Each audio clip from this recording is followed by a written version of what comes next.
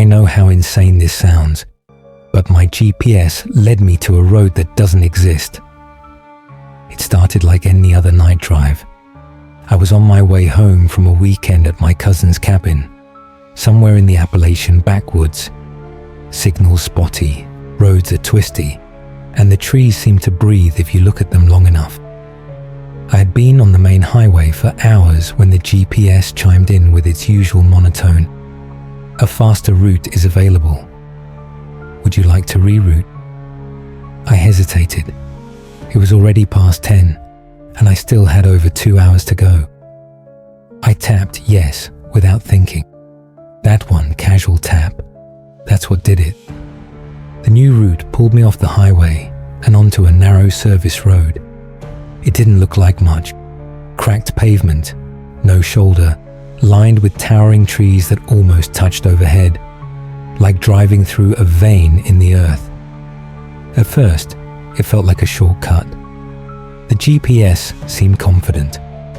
The road was straight, the silence of the night only broken by the hum of tires and the occasional chirp of cicadas.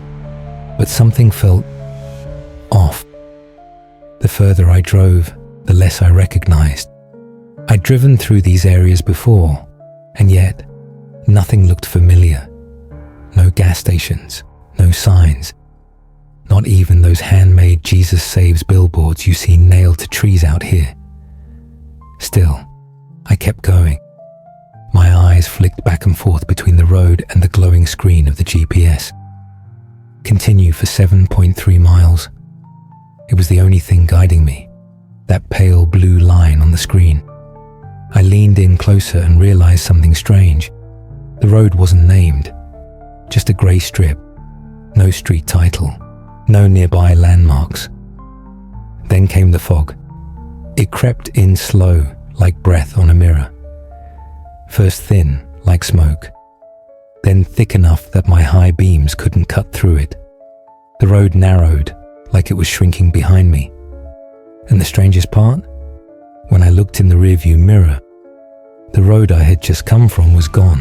I tapped the brakes, not hard, just enough to feel the resistance. My eyes darted to the rearview again. Still nothing. Just fog. No headlights behind me. No outline of a road. Just white soupy void. I should have turned around right then. I know that. But something about the moment made it feel like turning around wasn't an option anymore. Not just logistically, spiritually. Like the road behind me had decided I didn't need it anymore. So I kept driving. The GPS still showed that unwavering line. No voice guidance now. Just that glowing path like a thread I couldn't let go of. The screen pulsed faintly with each curve I followed, as if syncing with my heartbeat. Then I realized there were no road signs, not a single one. Not even speed limit signs or the old rusted ones warning about deer. Not even graffiti. Just tree after tree, bark peeling like old flesh. The same pattern repeating endlessly like a corrupted background in a video game. I slowed again, half expecting to hear another voice from the GPS, but it was silent, not muted. Silent, like the speaker had died, or maybe it was just choosing not to speak. I glanced at my phone, hoping to pull up a map. No signal, no bars, no Wi-Fi, not even emergency service. Just a black icon where reception should be. The dashboard clock was frozen at 11:17 p.m. I checked my wristwatch. It said 11:17 p.m. too. I blinked, waited. 1 Mississippi, 2 Mississippi, nothing. I don't know how long I kept driving after that. The trees seemed closer now, like they were inching forward, just slow enough not to be caught in the act. The road curved more often. The yellow lines were faded, then cracked, then gone. Eventually, even the asphalt gave up. The road turned to gravel without any warning. My tires crunched over loose stone. The air felt heavier, thicker, like it had weight. and I noticed I was gripping the steering wheel hard enough that my fingers ached. Then the GPS came alive again. You have arrived at your destination. That's when the lights cut out. The headlights went dark like someone had yanked a cord. The dash lights too. Engine still running, but suddenly, blind. I slammed the brakes. Gravel crunched. The car rocked forward slightly. Then stillness. Total, absolute black. I sat there, frozen, hands still on the wheel, afraid to even move. My breath echoed inside the car, louder than it should have been. The silence outside was too perfect. Not quiet like a normal night. Quiet like sound didn't exist here. Then the GPS said it again. You have arrived at your destination. Same tone, same cadence, like a recording on loop. It didn't stop. You have arrived at your destination. Over and over, every 5 seconds. You have arrived at your destination. I hit the screen. Nothing. I held the power button. Nothing. I unplugged it from the charger. It stayed on. The fog outside had grown dense, almost gelatinous. It pressed against the windows like the car was sinking underwater. I tried to back up, shift into reverse. The engine revved, but the car didn't move. Tires spun like I was stuck in mud, but when I opened the door to check, there was only gravel. Dry. That's when I saw the first shape, just beyond the hood. Something standing still in the fog. No face, no details, just there. I blinked, thinking it might be a tree stump or an illusion in the mist. But then it moved, not toward me, just repositioned, like someone shifting their weight while staring. Then I saw another, to the left. Same height, same distance. No sound, just presence. You have arrived at your destination. I gripped the keys, turned them off. The engine sputtered to silence, but the GPS stayed on. I tried to breathe slow, stay rational. This was just some local glitch, a wrong turn, a busted back road, maybe even private property. There had to be an explanation. Then I looked up, in the rearview mirror, and the road behind me was still gone, just blank white, as if the world behind the car no longer existed. Then I heard it, not outside, inside the car. A soft, wet breath from the back seat. I didn't turn around right away. I couldn't. That breath, low, damp, and deliberate, had the weight of intention behind it. Not a draft, not imagination. It was exhaled from something that was not me. My whole body seized up. I remember my fingers tightening so hard on the wheel, I felt my nails dig into my palm. I could hear my heartbeat in my teeth. You have arrived at your destination. Still echoing from the GPS like a sick lullaby. I took a breath through my nose. The air inside the car smelled wrong. Not dirty, not rotten, just old. Like the stale dust you find in unopened crawl spaces, mixed with something coppery. Like pennies soaked in mold.